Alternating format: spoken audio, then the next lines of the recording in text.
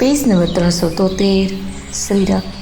સિલુસને હું છાડી નહીં જાય, અસમંજસ બસ બેર ગુરાઈ, લોગ સોગ શ્રમ બસ ગઈ સોઈ, કછુક દેવ માયામતી મોઈ. શીલ અને સ્નેહ છોડી નથી શકાતા. શ્રી રઘુનાથજી અવઢવને આધીન થઈ ગયા. શોક અને પરિશ્રમને લીધે લોકો સૂઈ ગયા અને કંઈક દેવતાઓની માયાથી પણ તેમની બુદ્ધિ મોહિત થઈ ગઈ. જબ જામ જુગ જામીની બીતી, રામ સચિવ સન કહે હુસ પ્રીતિ, ખોજ મારી રથુ હા કહું તાતા, આન ઉપાય બની નહીં બાતા. જ્યારે 2 પ્રહર રાત વીતી ગઈ ત્યારે શ્રી રામચંદ્રજીએ પ્રેમપૂર્વક મંત્રી સુમંત્રોને કહ્યું, હે તા, રથના ચીલા સંતાડીને રથને હાંકો, બીજા કોઈ ઉપાયથી વાત નહીં બની શકે.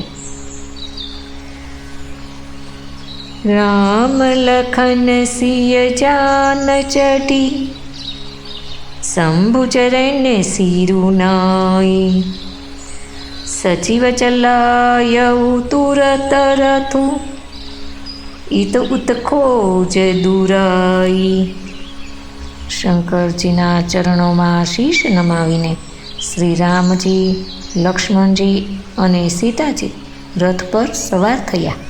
મંત્રી તરત જ રથને અહીં તહીં ચીલા સંતાડીને હાંકી નીકળ્યા.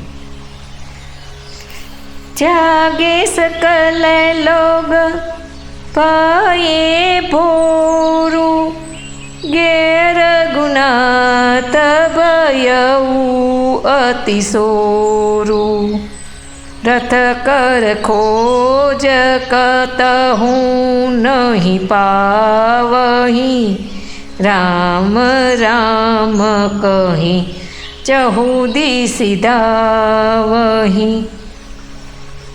સવાર પડતા જ સર્વે લોકો જાગ્યા તો ઘણો કોલાહલ મચી ગયો કે શ્રી રઘુનાથજી જતા રહ્યા. ક્યાંય રથની દિશા મળતી નથી. બધા હે રામ પોકારતા ચારેય બાજુ દોડી રહ્યા છે. મન હું બારી નિધિ બૂડ જહાજુ, ભય વિકલ બળ બની કસમાજુ, એક હી એક દેહી ઉપદેશુ, તજે રામ હમ જાની કલેસુ. જાણે સમુદ્રમાં વહાણ ડૂબી ગયું હોય, જેથી વેપારીઓનો સમુદાય ઘણો જ વ્યાકુળ થઈ ઉઠ્યો હોય. તેઓ એકબીજાને ઉપદેશ આપે છે કે શ્રી રામચંદ્રજીએ આપણ લોકોને ક્લેશ થશે એમ જાણીને ત્યજી લીધા છે. નિંદહિ આપું સરાહી મીના, દીગ જીવનું રઘુબીર બિહીના, જોપે પ્રિય બી યોગુ બીધિ કિન્હા, તો કસમરનું ન માગે દીન્હા. તે લોકો પોતાની નિંદા કરે છે અને માછલીઓની પ્રશંસા કરે છે. શ્રી રામચંદ્રજી વિનાના અમારા જીવનને ધિક્કાર છે. વિધાતાએ જો પ્રિયનો વિયોગ જ રચ્યો તો પછી એણે માગવાથી મૃત્યુ કેમ ન આપ્યું? અસ્તુ.